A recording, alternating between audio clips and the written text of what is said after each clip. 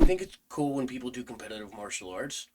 There are different things. I've got to do it. I did like three or four little. I mean, little is the number one thing I want you to understand, Sean. They were very small Brazilian Sure. Jiu-Jitsu tournaments, and I did them. Oh, I good did for them you. at yeah, I did them as a white belt, and at the school I was going to, Good they for you. That's awesome. well, thank you. They had at blue belt you could start doing leg locks, and I had a bad knee, so I figured if I'm gonna compete, I'm gonna give this a shot. When I got my, as a white belt, I think it was a three stripe or four stripe white belt or something like that. But it was really weird because I was also training at an MMA gym and I didn't have much money, and so I was their striking coach, so I was allowed to do Brazilian jiu like to go and do their jujitsu class on top of the other ones. Mm, nice. And well, anyway, long story short, I ended up on an airplane one time and I met Chris Lytle from the UFC. And one of the things that we talked about was that if I'm going to help coach people, I should have been try the competitive environment once, Sure. right? Especially because I was never in it in sports, and well, I think martial arts, just like Rick says, whatever no one's martial art experience is more valid than anybody else. Oh, We're you're all right. doing it for different reasons, right? And for somebody that it's health and wellness, or it's they're battling depression, maybe it looks Yep. like Tai Chi, maybe it looks like Thai boxing, maybe it Right. looks like Jiu-Jitsu, you know, however anybody does it, this stuff seems to just help people in their life. Well, just like you're saying, I mean, girl Dan talks about this all the time. He said if we would go to a smorgasbord, no one's plate's going to look the same by the time we get to the end of the line. Or Mhm. if we look at our playlists, we're not going to have the same music. Mhm. And then he makes the comments about country music, and I always chuckle when he does that around Rick, and he knows that's Rick's jam, Yeah. but it's true.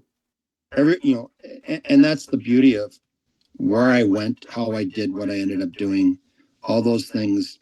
Uh, Girl Dan also talks about the climbing of the mountain, and everybody takes their own path. I love that. I love that saying. It's one of my favorites. As I, was preparing for our conversation today, and I looked at, things I've done and what I've done and so forth. All those things had an end to a means, right? They steered me up that path to different places that today I look back and just am so blessed that I've had the people around me, the connections that I had. I to get where I am. I when when I was going through college, we had a group of 5 or 6 of us that we would come home on the weekends or we over holidays, Mm-hmm. and we would all share.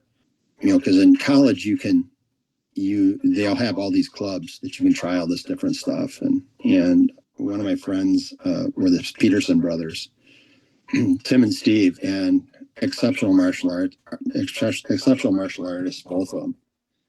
And Steve came back from Madison, and he moved differently, and he was more elusive than he was when he went to college. And I'm like, what are you doing? Who you been training with, and Yeah. where can I find this? And that's where I met Nate Defenser. He Really? was my he was my first. That was early in his system development too. He didn't have the red shirts yet. Everybody, red shirts were his instructors. Mm-hmm. I went down and met Nate, and what an amazing man he was. He's so. That's where I also had my first Filipino food is through Nate, Me too. which is pretty wild. As he chuckled on when I ate the hot stuff, but I can hear um, his laugh. yep, yep, and I stayed connected with him through his life from that point on. And he'd have weekend intensive seminars there, 4 days, down in Dodgeville that I would do with the Peterson boys. Mm-hmm. That was and eventually he authorized me to be able to teach the Defensor method and stuff. And he was the coolest guy.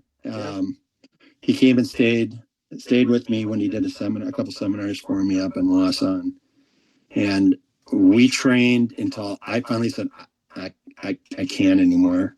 I gotta go to sleep. But he was, that's the coolest thing of the Filipino or Indonesian culture. Their willingness to give of themselves to help foster the arts. Amazing man. I think about him often.